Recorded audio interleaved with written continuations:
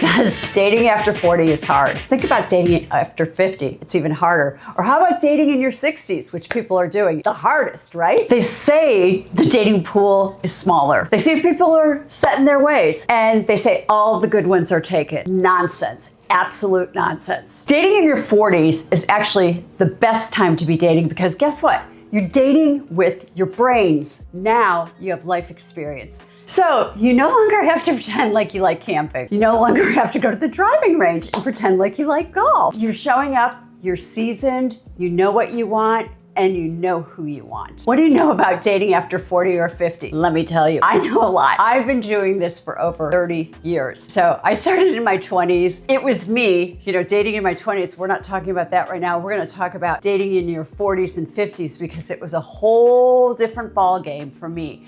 After a 24-year marriage, getting divorced, and having kids at home and not wanting to date for a while, jumping in the pool, even though I do what I do and I'm really good at it and I love fixing people up and I love helping people meet online, it's still not easy jumping back into that dating pool. I'm the original founder of It's Just Lunch and I've arranged over 2 million dates and had over 10,000 marriages. And I've been featured, you've probably seen me on Oprah or the New York Times or CNN. I've worked with all types of people. That's part of what makes my job so fun.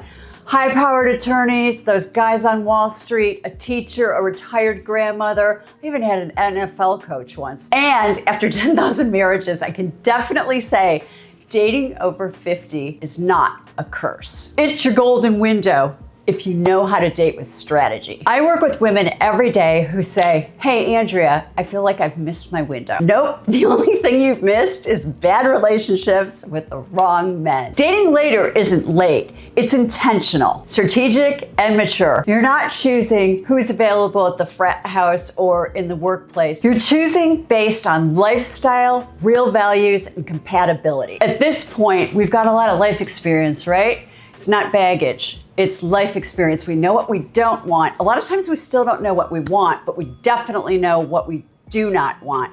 And I find people really want somebody with good communication skills, common values, and chemistry. If you don't have those three things, it's a bust. So you know what? Don't think about it like you're late. Think about it like, I finally got it together in my head what I actually want. And I'm ready to rock and roll. Okay, so let's talk about what you do have now.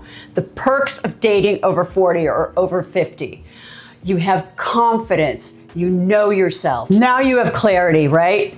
Something you probably didn't have in your 20s.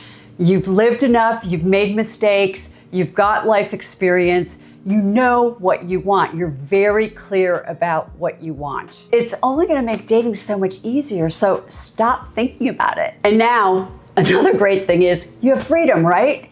You don't need somebody to pay your rent. You don't need a babysitter. You're not worrying about all those things, with kids at home and things like that. And you've got your freedom. You're independent. I've had clients walk into a date with a lot of self-confidence. This is who I am. This is what I am. Take it or leave it. And you know what? Men find that very sexy. I recently had a client, Marissa. She's 49 years old. She lives in New York. And she was super nervous about online dating. Why? Why was she so nervous about online dating? Well, she's been married for over 20 years.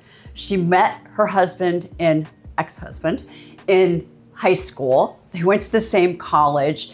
And then it was a horrible divorce. It was one of those things, child custody battle, financial battle, all those kind of things. And you know what? She just kind of got kicked and lost a lot of her self-confidence. And all of a sudden, she's like, okay, well, how do I do this? Where do I start? So you know what happened to Marissa?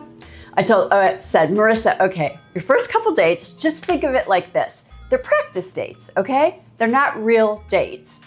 And when she reframed it kind of in her mind, these are practice dates, and she did lunch. I didn't send her out for dinner. That's way too long.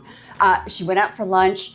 And by the second man she met, she realized she still had a personality. So what did Marissa get out of all of this?